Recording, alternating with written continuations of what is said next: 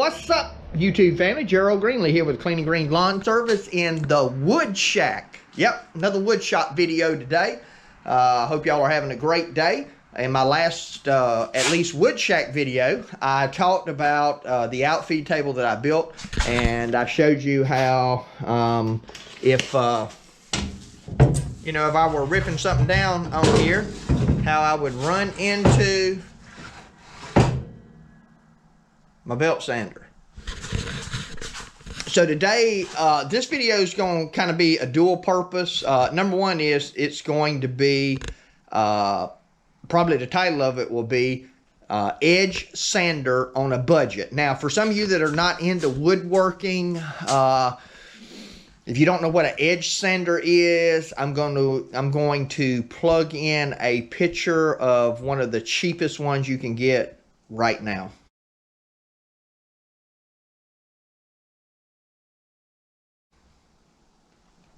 All right, so Bonafide edge sander. I probably put the one for Grizzly in because that's the one I'd looked at. About 800 bucks, I think. Another $150 for them to ship it to you. You got taxes on it. You're $1,100 in when you get one of those. You got a 6-inch belt. You got plenty of room there. And so an edge sander is exactly what it says. It sands the edges. See how I run this through the table saw and it left marks in it? Now if I were to take this over here to the edge sander, and I might just do that real quick and kind of show you, don't really know if I can get you a good spot here, but kind of show you what the edge sander, knocked everything down, does, if you will.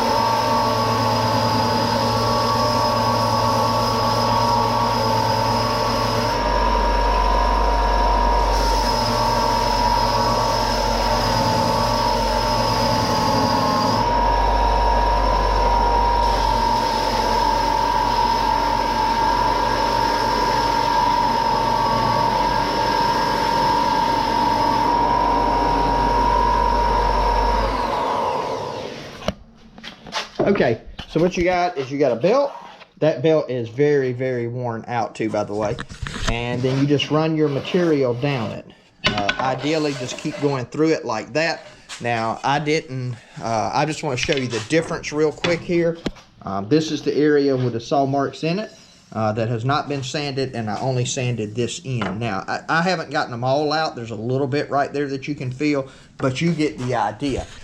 Now, we're talking about a budget edge sander.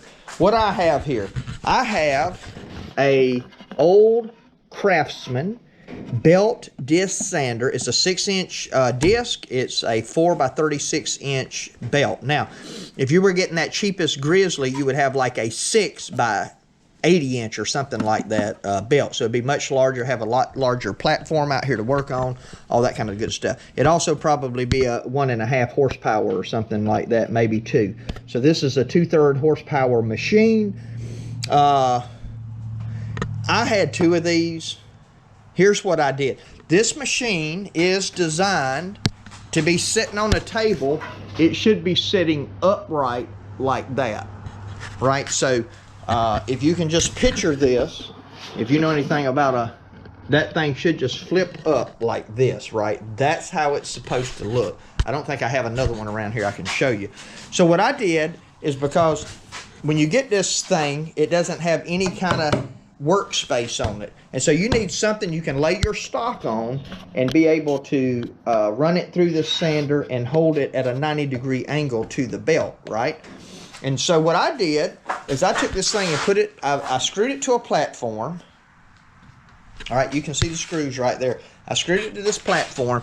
And again, this is not really your how-to video. This is just a video showing you What I did, your sander's gonna be a little bit different. I can't give you dimensions on these blocks and all this kind of stuff because whatever you buy, it's not gonna be the same as what I have here. So what I did is I built I started with a base. Don't pay attention to this is different. I started building a base, and then I made things to go on the base, like this table right here, this workspace to run the material down, right? I made that. I added it to the table. I put a 2x4 here, and this back piece is mounted to, which this is mounted to, and this is just to hold the sander at a 90-degree angle to this base here. Then, because I knew that would be flimsy, I got it at 90 degrees, and I cut blocks. I run screws in those blocks from the bottom. See, this thing is just, you see, it's just sitting. It's sitting on those. Gravity just holds it there, right? There's one there, and there's one on this side. And so this thing is really, really stable. So when I originally did this, I had this little table here, which the legs are rotting off of, and I had it sitting right over here against the wall. But again, I'm dealing with a space issue, so I said, well, so that's my budget edge sander. Does it work like that Grizzly that's going to be $1,100 shipped to my house? Absolutely not. No comparison, okay? But again, if you're just working around the house and you're working on a budget, or you're doing this for a hobby and you want something that you can lay stock against and just keep running down and making passes on it, then this right here is an option for you. Now, you can leave this thing sitting upright and run the material across it, but you probably have more opportunity to get divots and stuff in it. I can still, see that belt fall off right there? So I can still do that. There's no problem with putting the belt on it. In fact, I'll slide it back up here and release it right there. And there we go. You can see it working. So then I decided I want to put it on the end of my table saw, but I wanted to make it, obviously I don't want to impede my table saw. So what I did is I took 2x4s, and again, I'm not going to give you measurements because you got to mount them to whatever size base you made. So I took 2x4s. I made me a nice little table for this whole assembly to sit on. I put hinges under the bottom here. I put a hinge on this leg here. And this is kind of hard to do one-handed, but now I have full use of my entire table saw, right? And that just folds down. Want it back up? How about that? Just pull it, goes back up. Not spring loaded, it's just gravity. The leg just goes under it. Now, so that's what we got there. Now I can use that. I have thought about taking my router and doing something similar with it. So, but I don't know, my router table. I don't know. I may just mount it to something for now. I don't do a lot with that, and so I may take that. I would use this a lot more than that, so I may just take that and set it on a tabletop on my workstation, which is in here. You haven't seen this yet either, but this is we had those new front load washer and dryers several years ago, and I built a table to sit under those, and now we are back using the top load. We didn't need this table anymore. Very sturdy, 3/4 plywood, 4x4 corners. It's just about the right height to make a workspace on for building cabinets and things of that nature. So now this right here, if you got questions on it, if there's something I can help you with, feel free to reach out to me. But again, the way you build all of this is just an idea for you. And one of the things I say about this channel, I am just generating ideas, okay, when it comes to this kind of stuff. Just like the $25 blade sharpener, I generated an idea. I'm sure that most people that went out and built one of those did a much better job than me, because you already had my idea that you were working from. Now, maybe you were content with what I did, but you certainly had the opportunity to do a better job because you already kind of had a framework, a reference to start with to kind of get your mind thinking. You say, well, no, I could use this material, it'd be better. I could do it this way, it would be better. Same thing with this. Listen, I'm not claiming, I'm not some professional designer.